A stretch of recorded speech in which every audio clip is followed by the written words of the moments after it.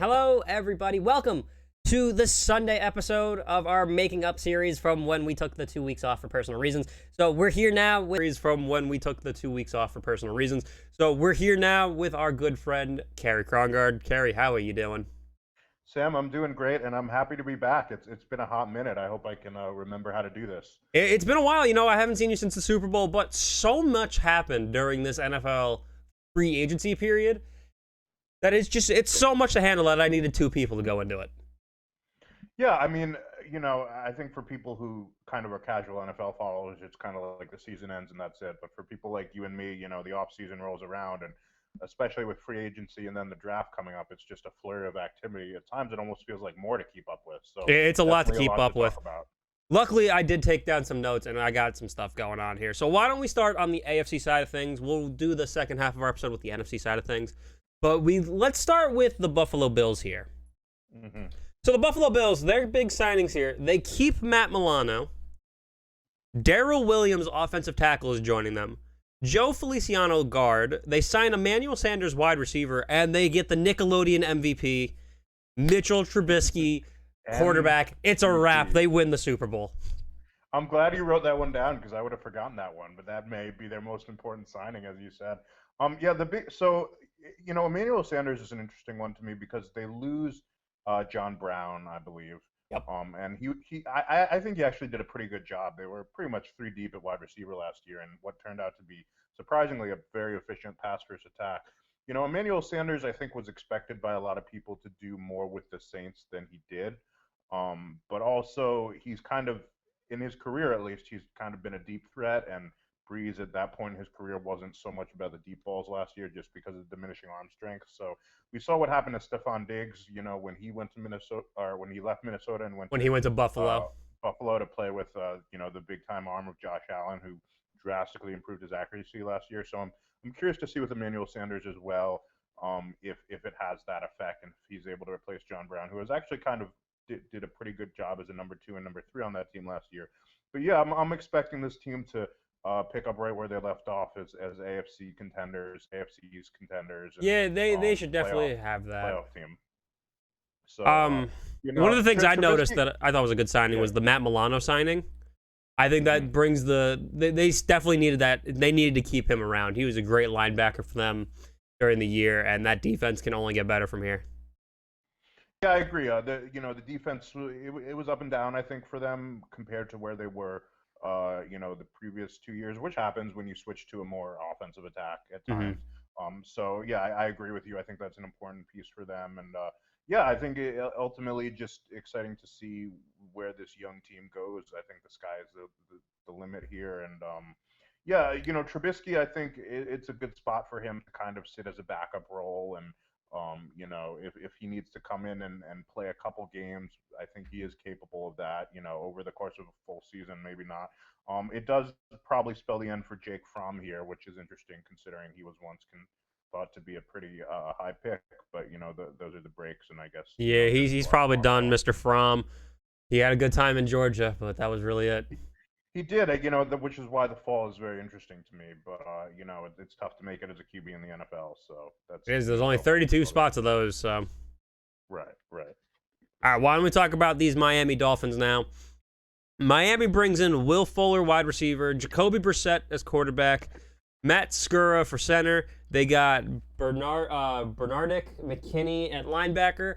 And I think the big one here is they traded away the third pick. Yeah, I mean, I think that was a show of faith in Tua Tagovailoa because he had I thought he had a solid rookie year, but a lot of people were saying, because of the benchings, late in the season that, could they give up on him after 1 year, because we're seeing that happen in today's NFL. We've seen that. I mean, look at Josh Rosen. He's already been kind of tossed around. Josh Rosen, teams are more willing than ever to move on from inferior quarterbacks. But I think for them that kind of put them out of the picture for a new QB, and I think that's good. I think 1 year is too little to judge a QB. You put a lot of resources into this quarterback, so instead of moving on, how about you try to build around him, add some pieces around him. And I think too, as a guy that he's a bit of a system guy. I think he needs weapons. He had a lot of weapons at Alabama. He's not necessarily gonna throw guys open that aren't able to separate. So I think Will Fuller was a good signing. Again, health is always a question with him because and drugs for him too. he has struggled, right, that as well, because he has struggled to stay healthy throughout his. I think we're heading on to 5 or 6 years in his NFL career here. But when he's healthy, we know he can stretch the field, and I would expect them also to add someone else in the draft. I think they're at 6 now. I think they're in good. I think they're in Yeah, good they position went down to 12, and then they traded that with the Eagles to move up. back to 6, right? I think they're in good position to get Jamar Chase, who's probably the best, but even if not him, someone else very deep at wide receiver class. So I think starting with the premise that we're going to build around Tua and we're going to give him weapons to help him kind of take a second year leap here. I think is the right mindset for this team. Yeah, And the one thing I will say about Will Fuller, though, like we talk about injuries, unfortunately, he hasn't had a healthy full season in his entire career here. He started in 2016. He had 14 games, 10 games in 2017, 7 games in 2018, 11 games in 2019, and 11 games in 2020. Yeah, I'm with you there. I think it's a big asterisk. And So this is a big risk reward. Like he's a great receiver, but you're taking a huge risk on a guy who really doesn't play as much. Yeah, I agree, and I think that's why they add at least one more guy in the draft, if not maybe even 2 or 3. So, but that's the team for that. But I'm with you. I think it is risk reward, and I think they're hoping if he stays healthy, we get a guy that even if we get him for half the season, he's a guy you get a nice deep threat guy right there for Tua. Stretch the field exactly. Get him some weapons in the draft. I think what is it? You said Jamar Chase was probably going to be their guy. Yeah. Yeah, if he's there, I would expect them to go that route, and they need to stretch the field. I mean, it's a wide receiving core that they weren't able to get downfield last year. I mean, Devontae Parker is a guy who he's not going to separate. He's more of a contested catch guy, and I think that's why he fit better with Fitzpatrick than Tua, because Fitzpatrick is more of a kind of toss it up to cover receivers kind of guy. Oh yeah, Fitzpatrick is a much dangerous passer. Yeah, exactly. So I think he's still there, but I think if you get a compliment to stretch the field with him, then something to kind of ease the load off of Parker, because yes, he is your number one, but that's after him. I don't know if I could name another receiver from their team last year. So I think they had Albert Wilson. Yeah, that's not exactly who you want at your number 2 spot. So, I think that was their slot. I don't know who their number 2 was. So and I think running back still a bit of a question for them, but yeah, I think I would expect them to address this receiving core even more in the draft. And then who else did you say they had besides? Matt Sakura was center, and Jacoby Brissett is backing up as quarterback. To his back. Yeah, Brissett's a solid signing. I mean, he's a guy we know can come in and step in and play if he needs to. Yeah, that'd be it's an interesting pick. Especially considering Tua's injury history. So I like that for them, honestly. Especially with Brian Fitzpatrick leaving, they needed a solid backup, and Brissett can do that. It looks like their number 2 receiver last year was Preston Williams. Right. So that says it all. They need some wide receivers there. Yeah, so that says it all right there. But I think it continues the trend we've seen with Miami of handling their picks well, handling the draft well, player development. They took care of the defense, and now they're shifting to offense. Yeah, they really are. So they're definitely making some moves here. Let's talk about a team that really made some moves here. The Patriots. Right. They got Jonnu Smith, tight end. Hunter Henry, tight end. Matthew Judon, outside linebacker. Devon Goudreau, the nose tackle. Nelson Aguilar at wide receiver. Kendrick Bourne at wide receiver. Dave Andrews at center. And they retained Cam Newton at quarterback. Yeah, very interesting offseason for the Patriots, if anything, just because it was very un-Patriots-like, right? They're usually not one to make... They don't make these big splurges, but, they really needed it. Yeah, and this, as you said, this was, I think, out of necessity more than, desire. And they did have a lot of cap space, so I think that's part of the reason they did this. But, yeah, big play for them. But, I think it's a little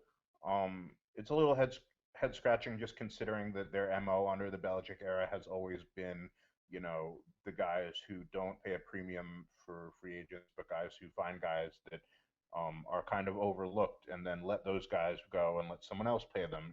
They're kind of doing the opposite thing this year. I don't think if it's hard. Usually the team that makes a lot of splashes in free agency isn't the team that ends up being the most successful during the season. So I question a lot of these picks. Again, I think they had to do it, but quarterback, they'll bring back Cam if they aren't able to get their guy this year. But Oh, they already quarterback is did. They already signed Cam Newton to a 1-year deal. right, right. They bring him back, just in case, to kind of hold that seat warm. We know he's not going to be there forever.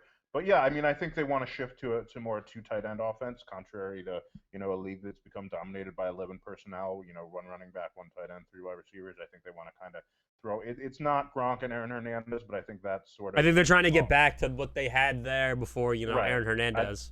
Right, that's the mindset there. I think they want to be a smash mouth team. I think they want to put defenses in a bind by keeping 3 linebackers on the field. Do you cover, how do you cover tight ends? Do you do it with 3 linebackers? Do you do it with a nickel back? That creates mismatches either way, and it puts defenses in a bit of a bind. I think both those tight ends are more potential than production at this point in their careers. And with the receivers, I think they Kendrick Bourne and Aguilar. I mean, I think they really overpaid for Aguilar, considering, just how little some of these receivers went. I mean, we know Galladay got a big deal, but Juju signed for very little. And yeah, I was gonna say Aguilar. Like when he went to the Raiders, at least he had some catches this time. When he was with the Eagles, he really could not catch anything. Right, and you're betting that his 1 good year with the Raiders here was. You're betting that Cam Newton can throw it like Derek Carr at this point. Right, which is as silly as it sounds, is a bit of a question, and so 1 good year. So I'm skeptical that these are, I think they paid a lot for essentially what I would consider a lot of average players. Sam, I mean, is there anyone here that wows you that the Patriots signed? Matthew Judon, I think, is the only one. I was like, wow, I can't believe they got him. Yeah, I would agree with that. I think Judon's a good signing. I think he was a great signing, a great outside linebacker for kind of like a weak kind of defense that was last year. Hopefully they get Dante Hightower back, so that'd be a dangerous linebacker duo right there of Judon and Hightower. Yeah, I think I agree with you there. I forgot about that one. I think that was a good signing. But, offensively, this still looks like an average offense to me. And one absolutely average. The only, the one piece I thought they needed to work on was the offensive line, and they bring in, what, Dave Andrews? Yeah, it's center. Yeah, exactly. And again, you're right. Their line also struggled last year. So we'll see how it plays out for them. But, I have Patriots friends who are texting me about all these moves. I think if a coach other than Bill Belichick made these moves, I think we'd be shrugging our shoulders. We'd all be questioning it, but because Bill Belichick did it, it's my God, look at this. We assume he's a genius. So, yeah, absolutely. Unfortunately, I think the jury's still out on the post Tom Brady Patriots here. Yeah, we'll have to see. We got to see what they really do here. Yeah, and again, it's all about the quarterback position for them too. Do they take someone in the draft? I mean, I think that ultimately depends on who's available at 15 there. Yeah, maybe they trade up, maybe they don't. Mm-hmm. Let's talk about the last AFC East team in the New York Jets. The Jets sign Carl Lawson, defensive end.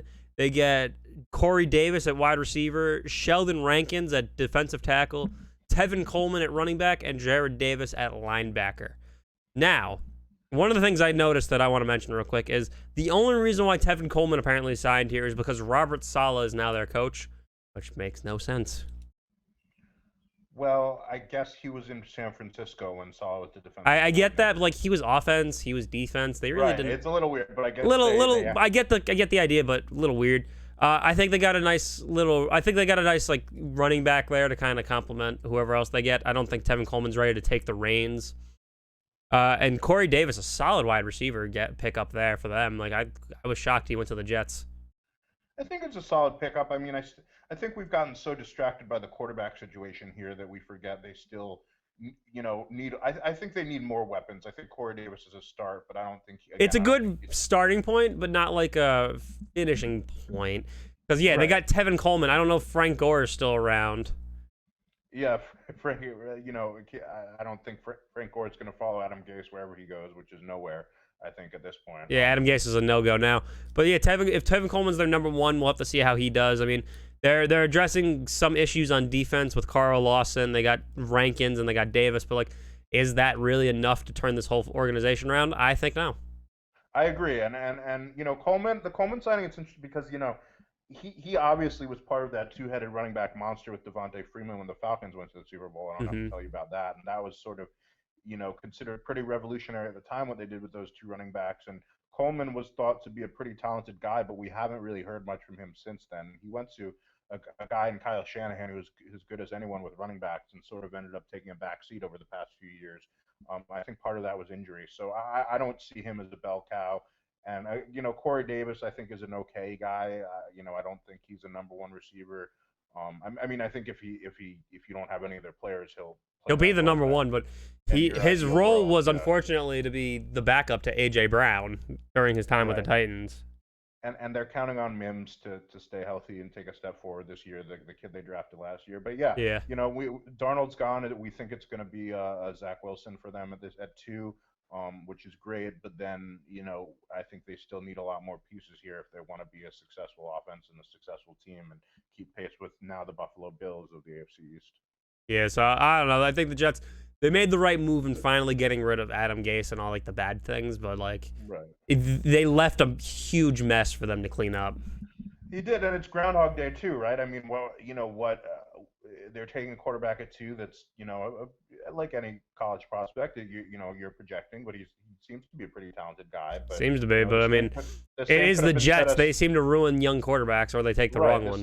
The same could have been said of Sam Darnold 3 years ago. So what's changed between then and now? I do think you have a better head coach, but again, it's still a question mark for this organization if they can put a young quarterback in position. I was gonna say, if we look at their track record, they had Mark Sanchez, Geno Smith, they had Sam Darnold, and now they're gonna be doing the Zach Wilson here. Like, there's got to be something here going on. Yeah, you got to, at some point, you have to be able to develop one of these quarterbacks. So now they do have one of the LaFleurs. Is it Mike LaFleur, I think? Well, Matt is what, the Packers? Yeah. So it must be Mike LaFleur. I think it's Mike LaFleur. Yeah. So, and assuming that he runs, the Shanahan offense, I think that is, or that kind of boot action offense, that is a good fit for Zach Wilson, and it should be a better offense for a young QB than the Adam Gase offense for sure. But certainly would expect them to add some more weapons in the draft, and I still think this team has a long way to go. Oh, they're going to be probably another 10 years. If it takes them 10 years, then it's going to be a different faces. Yeah, so we'll see what they do. They got to do some stuff here.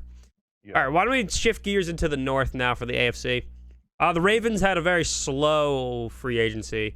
They get Kevin Zeitler, the guard, and Sammy Watkins, wide receiver. Yeah, Zeitler was, my Giants let Zeitler go, which was interesting. He was a solid guard. I thought they would try to keep him. Yeah, I thought that was a bit of a head scratcher, especially considering how much our offensive line struggled. Sammy Watkins is interesting to me. I don't think he's. Again, the Ravens wide receiving core, it's not very good, but also part of that is, Lamar Jackson struggles with throwing the outside. I don't think Sammy Watkins solves that problem. I don't think he's a number one. Here's the issue that I kind of see here is Sammy Watkins is kind of like what they already have. He's a speed guy. He's not really a number one receiver. He's not a deep threat. Yeah, and he's had trouble staying healthy. And I mean, considering how little it just shows how little depth the Ravens have that he walks in as their number one guy, and he was basically the number 5 in Kansas City last year. I mean, I expected a lot more from him in Kansas City, considering he had a really good Super Bowl 2 years ago, if you remember that game. Yeah, he did. He kind of got buried in the depth chart last year behind Demarcus Robinson, Tyreek. Yeah, Demarcus Robinson. I keep forgetting his name, but yeah, he was behind all those guys, and we didn't see much from him. So at this point in his career, I think it's maybe it's playing time, but I think based on what's happened over the past year, I think it's a solid question to ask if I mean, he's a guy at this point, but he could be their guy. But we've seen him in Buffalo; he didn't really do much, and in Kansas City, he had good time, but he was a number 2. Yeah, is he ready to be a number 1 again? Well, he was a number 3 or a number 4 on his best days, and on his worst days, he didn't play, or he didn't get catches. So, and again, like you said, he's a speed guy, but I think the Ravens need more than that. But again, it also goes back to the quarterback here. I don't think it's a quarterback that's going to elevate the play of his wide receivers. I think he needs guys that are going to do that to him, and I don't know that Sammy Watkins is that guy right now. Yeah, I don't know. That was a very interesting pickup. It was they needed it, but not Sammy Watkins. Yeah, I would agree with that. I mean, and look, the Ravens are a good roster. It's not like they need to sign a ton of guys here, but in terms of that signing in particular, I don't know if that would pay dividends. And it's unfortunate because Sammy Watkins has always had talent. I mean, he was considered by some to be the best of that draft class. it was him and Mike Evans coming out, but it just hasn't come together for whatever reason. What was it? He had his first year in Buffalo. What he had like, I don't even think it was Tyrod Taylor at that time throwing to him. He had, I think it was EJ Manuel, I think, who Yeah, then got replaced by Kyle Orton, and he was okay with Kyle Orton. He had a couple. he was all right with him, but yeah, he didn't really have the best quarterbacks until he went to Kansas City, and then he got buried under a depth chart.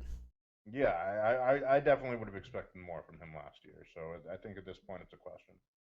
And they're not a high volume passing team either. They're really not. Yeah, the Ravens are more of a running times team. a game. Yeah, so They still need a big receiver. yeah. All right, let's head over to the Bengals. The Bengals get Trey Hendrickson, defensive end, Mike Hilton, cornerback, Riley Reef, offensive tackle, Chidobe Awuzie, the cornerback, and Larry Ongjudi, defensive tackle. I'm not going to try that one again. The Bengals needed offensive line, and they got one. Well, they're expected to take Sewell in the draft if he's there, and I they're at 5. It's interesting because the Falcons are at 4, and if I were the Falcons, I think that's who I would take. But everything I've heard says they're trading or taking Kyle Pitts, but we'll talk about that when we get to the Falcons. Right. And yeah, sure. So I think that's part of the piece there when they make that move of the draft. Sewell, who will probably be there. But other than that, again, still a roster that has a lot of work, and yeah, they need, like you said, they need O-line because Burrow's gonna die again. Right. I think what was it, an ACL tear last year, I believe. ACL, MCL, I think too. And he just took an absolute beating last year. So that is this team's number one priority. And yeah, you want to protect the guy who you just tanked for. And they lose AJ Green here, so. I don't think Burrow was really throwing him the ball though, so not much of a. Yeah, they'll probably lose Gio Bernard, so I would expect them to address both those positions maybe later, and they're not in the first round. No, I mean they still have Joe Mixon. They got what's his name, T. Higgins. Yeah. So they already got kind of replacements. I mean, Gio Bernard didn't even score a touchdown. What, he scored one in 2020, but then before that, his last touchdown was 2013. Which is amazing, really. It's and I guess part of that old regime that never kind of stayed healthy and never figured things out over there in Cincinnati. Yeah, I keep forgetting about Joe Mixon too.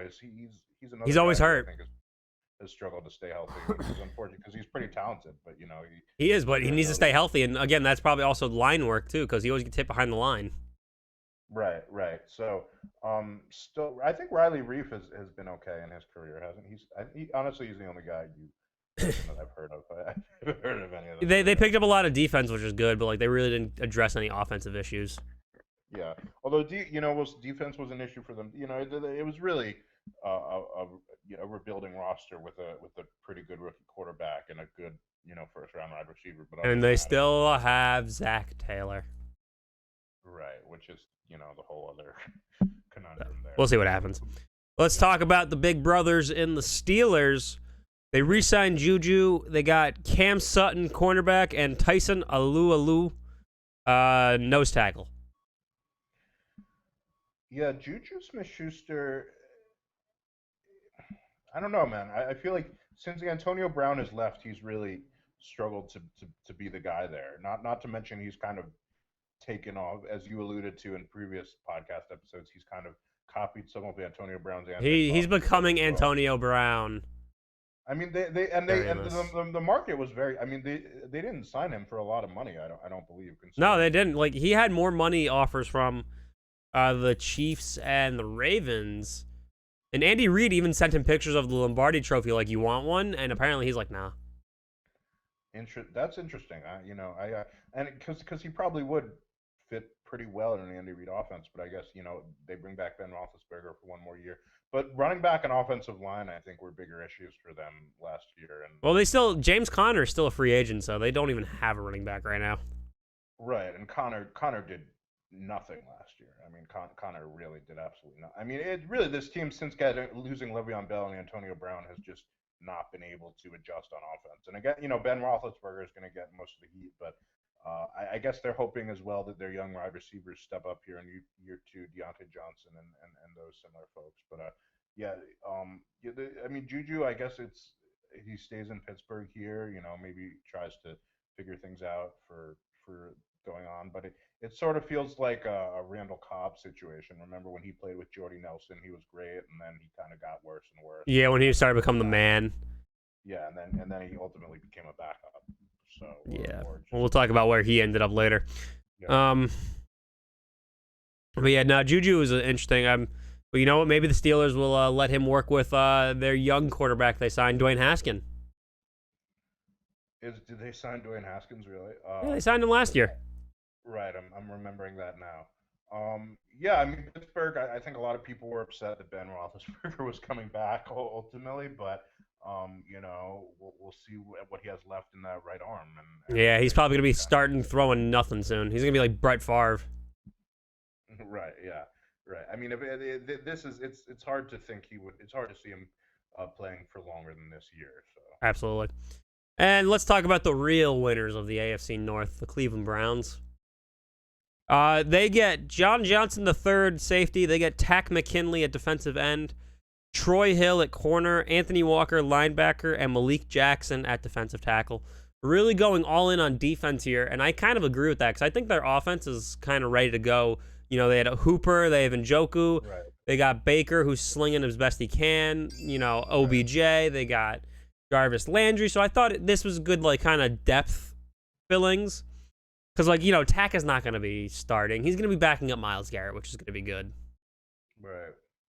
No, I totally agree with you. I think their offense is very talented, and they have a great scheme as well. They can scheme things up on offense. So I think focusing on the defense was a good choice for them moving forward. I'm trying to Tack McKinley. He kind of was busted, former first round pick with the Falcons. He never really kind of developed there. No, so he ended up on the Bengals, left the Bengals, then went to the Raiders, and then really didn't do much. I didn't even know he went to those two teams. So that tells you how big miss there. Yep. And then I'm trying to think who else you mentioned. Can you just run through that list of names again? Yeah, sure. John Johnson III, safety. You already know Tack McKinley. Troy Hill at cornerback. Anthony Walker at linebacker. And Malik Jackson as defensive tackle. Right, Malik Jackson. That's he was a guy that he in his prime, he was dangerous. He was what they call him, pot roasted, something like that. He was part of that Denver team and with Peyton Manning a few years back, and haven't heard a ton from him since then. But I guess a depth signing at this point, really. Yeah, he's a depth. So honestly, the Browns I think made the smart moves. They addressed all the defensive issues, and then hopefully we'll see what they do in the draft. Yeah, they're in good position here, coming off the first playoff win in God knows how many years left. First playoff appearance too. Let alone win. Yeah. So. All right, why don't we take it down south now? Jacksonville Jaguars, number 1 pick. They get Shaquille Griffin, cornerback, Marvin Jones Jr., wide receiver, and Roy Robertson Harris, wide receiver. I forgot his name. I don't know who that is. I've never heard of him. Neither do I, but you know what? They get a receiver in Marvin Jones. They get a corner in Shaquille Griffin, and we pretty much all know who they're getting at the number 1 pick. Yeah, I like Griffin, and I think that Marvin Jones is a solid addition here. Pair him opposite DJ Chark and Laviska Shenault. And they could still add more wide receivers if they want, but he kind of adds a reliable veteran to that group of young receivers. And like you said, it's the Trevor Lawrence show and the Urban Meyer show here too. So definitely one of the more intriguing stories. I still don't know how that Urban Meyer thing is gonna go, but this is gonna be an interesting Jags team to watch probably this season. Like with Trevor Lawrence, he's probably gonna get the Joe Burrow treatment and get destroyed in his ACL too. I certainly hope not, but it's definitely a possibility. I mean, it's a team that is really in complete rebuilding mode, and we'll see what it looks like. I mean, Urban Meyer has never been an NFL head coach before, so he's not. I'm still shocked by that one. It is kind of crazy. So we'll see what an NFL team under Urban Meyer looks like here. Why don't we talk about the Houston Texans?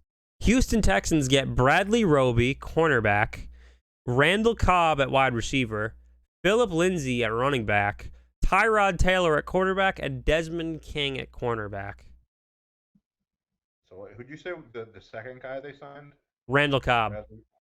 Okay, Randall Cobb. Yeah. What is this? Well, They re-signed him, right? Roby, he was there already. yeah, Bradley Roby in his prime was a really good slot corner, maybe the best in the league.